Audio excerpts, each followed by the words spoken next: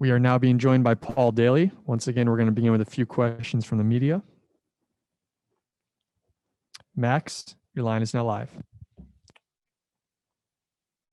Hi, Paul. How are you? So we've been talking a while ago with Sabah, and he said that he wants to beat you, that he thinks he's superior than you, and that record is not it's not faced by your record of 59 fights. So what do you think about that? I think he has to say that for his confidence. I know already that he's nervous. He's already doubting himself. And it's a big change from the interview he gave when we were supposed to fight pre-COVID, when he was saying that he was a fan of me and, he's been watching me fight for a while. So that in itself tells me that he's nervous about the fight, and it's just for his confidence he's saying stuff like that, just to reassure him that he deserves to be in there with me. And what's left or what's next for you after 59 fights? Who knows? I'm just here to fight Friday night, put on a fantastic performance, stop the guy, take him out there, leave no questions to my ability, and just put on a great show. Mike, go ahead. Hey, Paul. So how relieving will it be for you to finally get this over with? I know obviously this fight has fizzled out twice, already. You just mentioned a kind of change in tone from Sabah. For you, taking one fight at a time and not looking towards the future, is this going to be nice to get this opponent in this fight, out of the way? Just to fight, I like to fight, and I'm just looking forward to fighting, regardless of who is in there with me on Friday night. Just so happens it's going to be Sabah. And, on paper, he should bring it. It should be a stand-up war, but I don't think it's going to be as much of a war while it's standing. And I think there's going to be quite a few takedown attempts from himself. But apart from that, I'm just looking forward to getting back in there. That's the main thing, getting back in there, display my skills and taking care of business. He did say that he was a little surprised when the rankings came out that you weren't even in the, top 5. Finally getting back into competition and looking to display your skill set. Do you believe now that you're back in competition, there's a new rankings list out, that you'll show not only yourself but those making the rankings that you belong inside that top 5 as well? It's difficult because I think the rules of Bellator rankings, you have to have competed in the past 12 months. So with COVID, I haven't competed, so I can see why I'm not in there. The other thing is my last fight at 170 pounds was against Eric Silva. The fight against Said Awad was 175 pounds. This fight's 175 pounds. So I understand why I'm not there, but everybody knows I deserve to be in the top 10. Everybody knows, I'm definitely top 3 in Bellator in the welterweight division. Just so happens, like I say, this fight's 175 pounds. Sam? Hi, Paul. Sam Oakley from MMA UK here.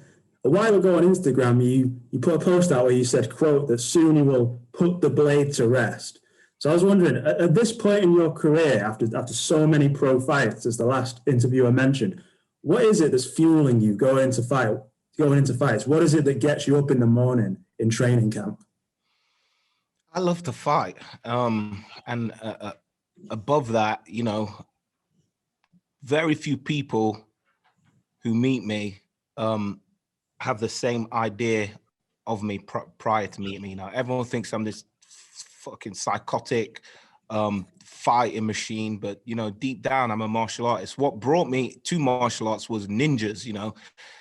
That is what got me into martial arts. It wasn't the fact that I was some kind of street fighter or the well, let's just say that initially I wasn't some kind of street fighter. I just wanted to be a ninja. I wanted to disappear. I wanted to do the meditation things, intertwine my fingers and fucking summon a dragon or some shit like that.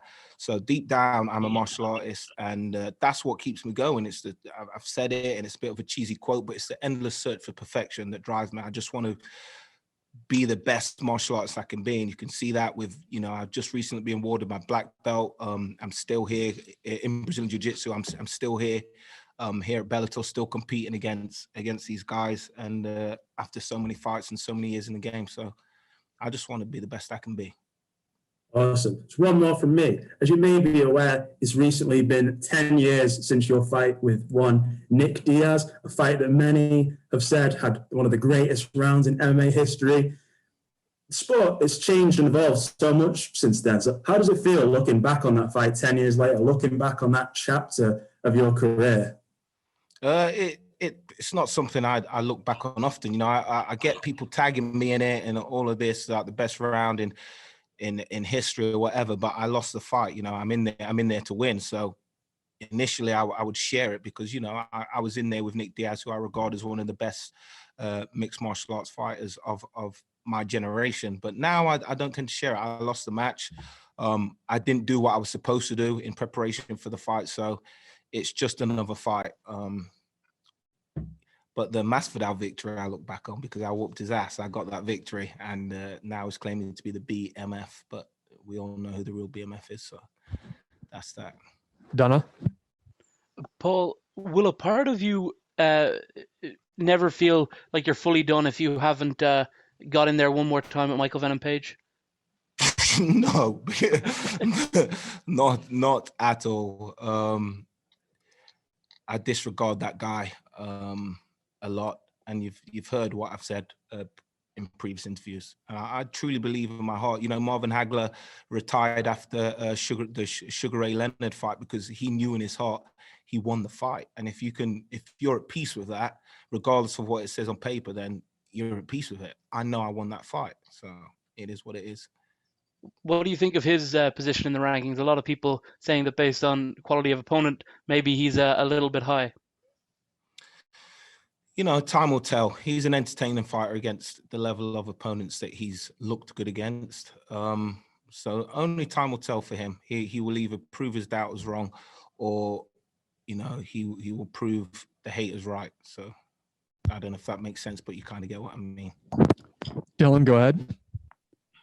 Hey there, Paul. Appreciate you making some time today. No problem.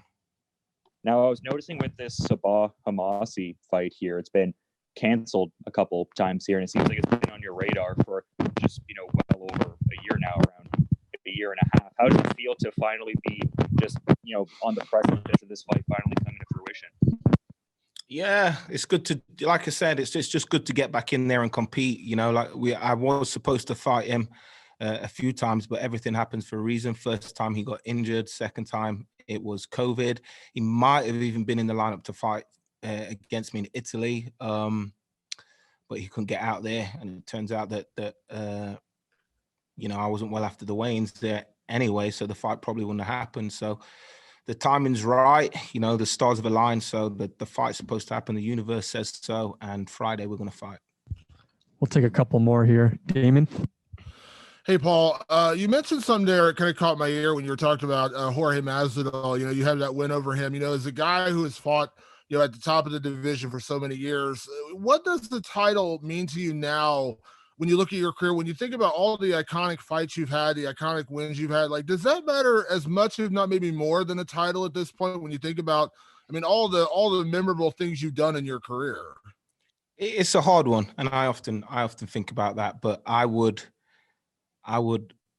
you know, I came in the sport to be a champion, and most of the promotions I fought for, I've been a champion or I've been a contender. And, you know, it kind of sucks to always be a contender, and I would still love to be a champion. But like you say, I've been in memorable fights. And, you know, if you can make up titles, you know, Masvidal and Nick Diaz made up the BMF title, and, you know, Masvidal won and got paid a bunch of money, and I'm also winning it for the money. So if I can make up a title, fight for my own title and get paid a bunch of cash, and I'll do that as well. But I'm just here to compete against the best and perfect myself as a fighter. Thanks, Paul. All right, last one here. Nate? Yes, sir. Congratulations on the BJJ black belt. Is that something that we should be expecting to maybe see on display this weekend, or is it just part of the journey? It's part of the journey, and I would choose, you know, my jiu-jitsu goals anyway. And the journey there isn't over by any means. but I think there's a possibility that you will see some of those improvements. Hopefully not, because I know he's going to come for the takedowns. Hopefully I can stuff those takedowns and get away and keep the fight standing. But should I be on my back or should I be in top position? I think there will be noticeable improvements, and I have the confidence to do it now. I've always had the ability. I've only ever been submitted by Rory McDonald and Jake Shields. Two of the best grapplers in MMA. So I think that side of it, my natural ability on the ground has been underrated, but there's definite improvements, and I have a whole lot of extra confidence on the ground. Yeah. All right. Thanks for the time, Paul. Good luck on Friday. Nice one.